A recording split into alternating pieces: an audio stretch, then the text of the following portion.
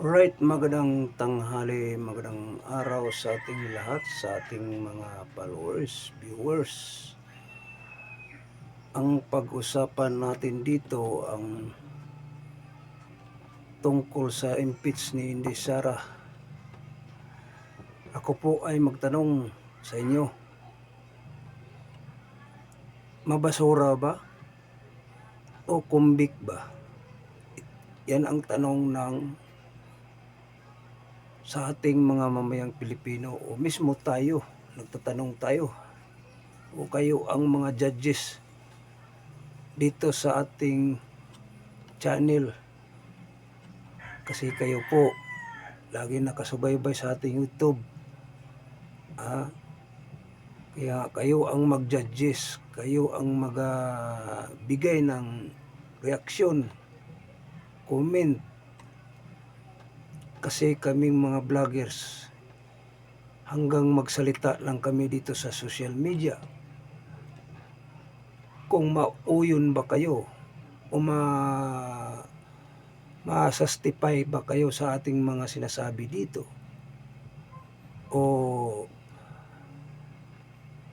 nabubusog ba kayo sa ating mga ibibigay nating mga kwento dito sa social media nga bilang tayo po ay isang vlogger, para lang makakarating sa bawat isang mamayang Pilipino ang ating mga tungkol sa kaganapan. Kasi kung wala ang social media, hindi natin malalaman kung ano ang nangyari sa ating bayan. So hindi pa tayo mag-proceed. Hingiin ko sa inyo, ang bawat isang puso nyo ay mag-subscribe na kayo dito sa ating bagong channel. So mga kababayan, sa ating mga followers sa TikTok, dito na kayo, Pero hindi na ako nakapag-live sa TikTok. So shout out pala kay Duterte family, shout out kay Sara Duterte family.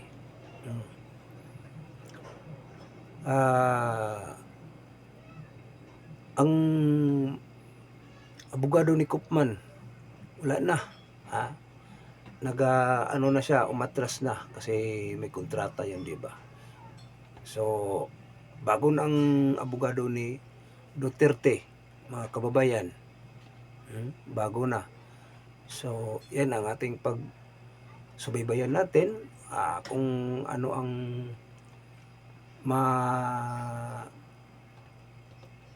dito sa mga may kalayaan ba si Duterte o tuluyan ba? Kasi ang inano dito dati ni Koopman ay magbigay ng temporary release ang ICC. Nag-apply sila ng temporary release. Hindi na approve. So ito namang bagong abogado ni Duterte ay ganun naman. Malalaman natin to kung ano sa pagdinig sa hustisya ni Duterte doon sa sa ICC, mga kababayan. Sana itong mga supporter ni Duterte dyan sa daig, shout out sa inyo. Hingiin ko sa inyo ang magandang kalooban, itong channel natin. Suportahan ninyo. Suportahan ninyong channel natin kasi di pa kilala ito. Bago pa lang ito, mga kababayan. Mga DDS vlogger, suportahan itong channel natin, channel ko. Hingin kong nandiyan, alam ko naman nga nandiyan kayo sa magaan nga kalooban sa inyo. Hingiin ko sa inyo nga suportahan ninyo itong channel ko. Sa mga hindi DDS, mga supporter ko sa channel ko. Huwag kayong bibitiw, dito lang tayo, no, sa ating channel. So, shout out, magandang araw, magandang tanghali. So, proceed na tayo mga kababayan. Ano pa bang inantay natin? Let's go. Isang tanong ko, mga kababayan, convict ba si Sara o basura ba? Opinion nyo ang antayin ko. Ang opinion ko, sagutin nyo, basura yan. Kasi atat sila nga si Sara nga hindi makatakbo sa pagka-presidente sa 2028 dahil sila, kung makatakbo si Sara sa 2028 ay isa silang, saan sila pulutin? Kasama rin sa basura. Ha? Mabuti kung basura lang, kung hindi sila kaliwa kanan ang kaso. So, opinion ko lang ito mga kababayan. Hindi ko alam kung anong opinion nyo. So, kayo ang maghusga. Sa opinion ko, ulitin ko, basura ang impeach ni Inday Sara. Pang ilan na yan? Pang-apat. Ngayon, pang-apat na. Sila naghahanap naman kung anong mapag-isipan nila, silang utak, silang ulo, dahil hindi naman sila titigil hanggat di mawala si Sara. Pero hanggat nandyan si Sara, sa opinion ko lang mga kababayan, aabot ng 2028. Pagdating sa 2028, tatakbo si Sara ng presidente, manalo man sa hindi, pero sa palagay ko, opinion ko lang, manalo si Sara Duterte sa pagka-presidente. Kaliwa kanan ang aabutin nyo, mga Marcos, ha? Marcos admin, ito si Auntie Claire, ganun din, lahat ng mga Sunny Marcos. Mayroon kayong pananagutan sa batas, mayroon kayong pananagutan sa ating konstitusyon, saan, bakit ang pag hindi ninyo pagkilala ng konstitusyon natin, hindi ninyo pagkilala sa ating soberanya, dapat hindi kayo nagpapasakop sa bansa na tong Pilipinas. Kasi di man kayo nakilala sa ating soberanya, di ninyo kinikilala ang ating institusyon, konstitusyon, dapat hindi ninyo pahuli hindi ninyo kidnapin si Duterte sa papunta sa daig. Kinidnap nyo di ba? Isang labag kayo sa ating batas. Kayo po ay lumabag sa ating institusyon. Ang ating soberanya, inaabuso nyo, kayo rin ay mananagot. Kaya kayo, atat na atat, mga NPA, nga dyan, mga nasa gobyerno ngayon, ni Marcos, kaliwa kanan ang abutin nyo. Magdasal lang kayo nga hindi manalo si Sara Duterte sa pagka 2028, pagka-presidente. O ma-impeach, magdasal lang kayo mga kababayan. Dahil kapag si Inday Sara hindi ma-impeach, bagsak kayo. Yung admin nyo, imbis patayo ng patayo, pataas ng pataas, kayo ang gumagawa sa inyong sariling kabalaktatan. Kayo ang gumagawa ng kabuluktutan. Pagdating sa panahon,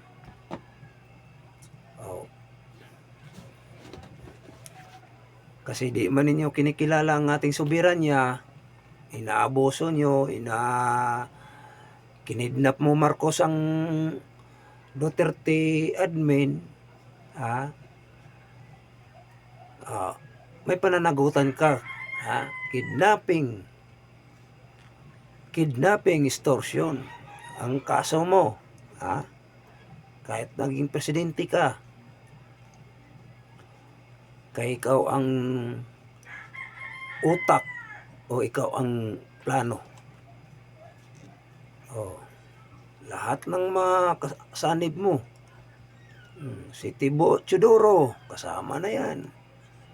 Kung sino pa dyan, na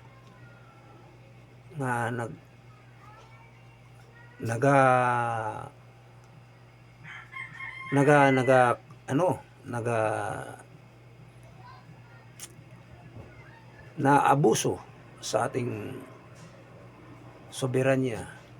Akala nyo hindi gumagana ang ating soberanya, pero nagkamali kayo. Pagdating sa panahon, lahat kayo dyan, lalo na sa KOGC, diba? Pag nanakaw ninyo sa pera nga hindi sa inyo, Marcos,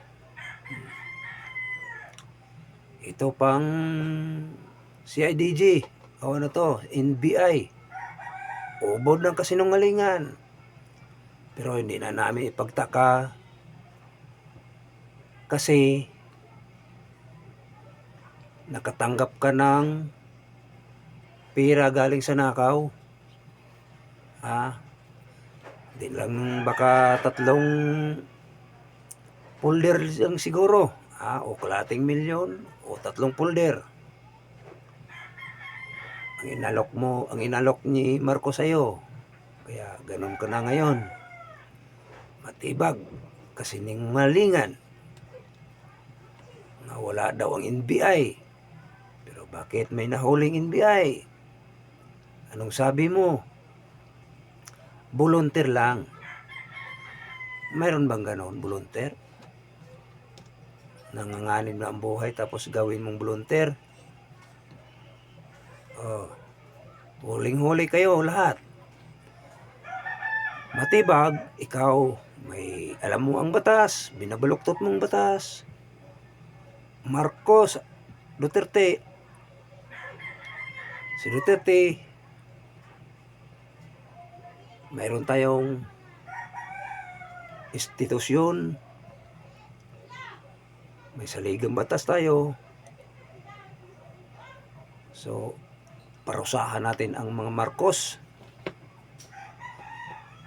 O yun ba kayo? Mga mamayang Pilipino.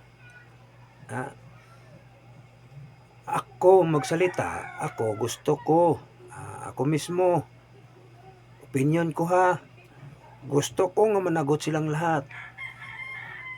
Mga sanib persa ni Marcos, o mismo si Marcos. Para sa ganon,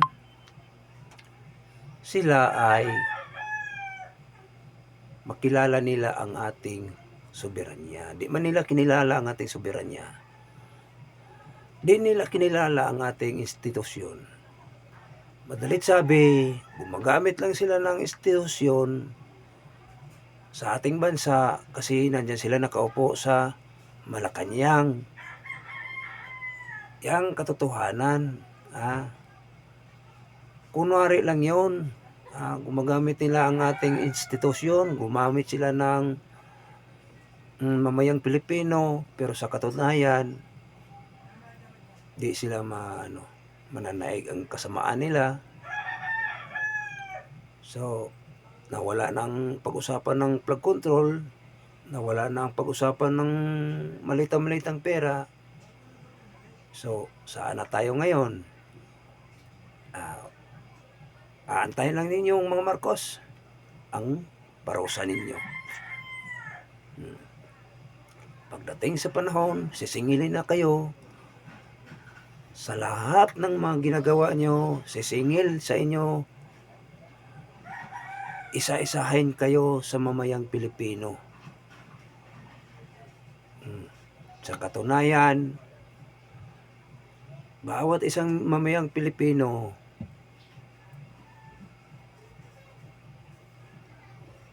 manda kayo, sisingil na sa inyo.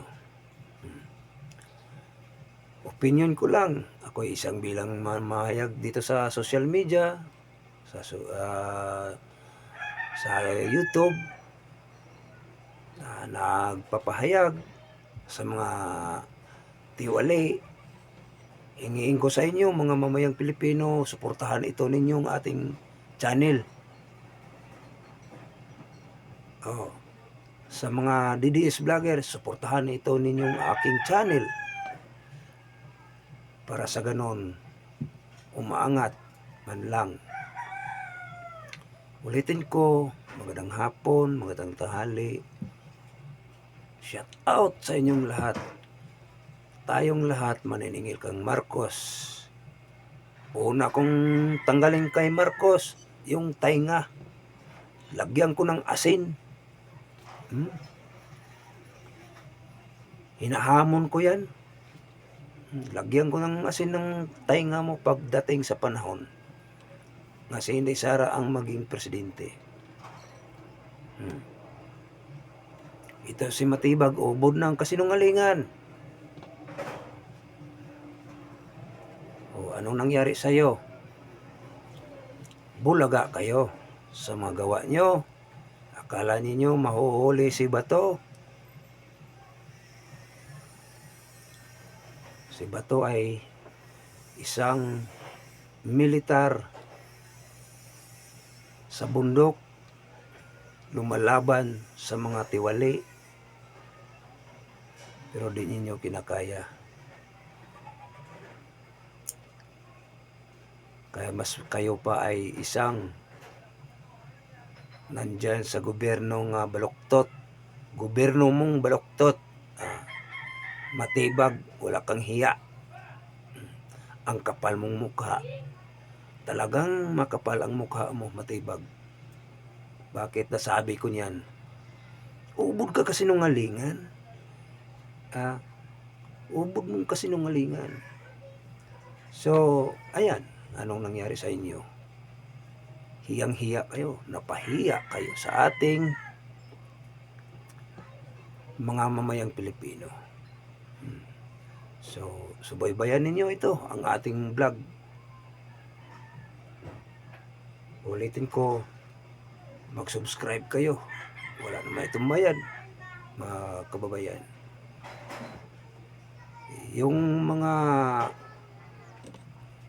makapapanood itong ating YouTube, ulitin ko, kayo na ang maghusga tungkol sa mga Marcos. Papayag ba kayo? Handa ba kayong maningil sa mga Marcoses? Pa-comment kayo dito. I-share itong video. Opinion ko, isa na ko rin niyang maniningil. Ulitin ko, magandang hapon, magandang araw. Maraming salamat. God bless. Mabuhay.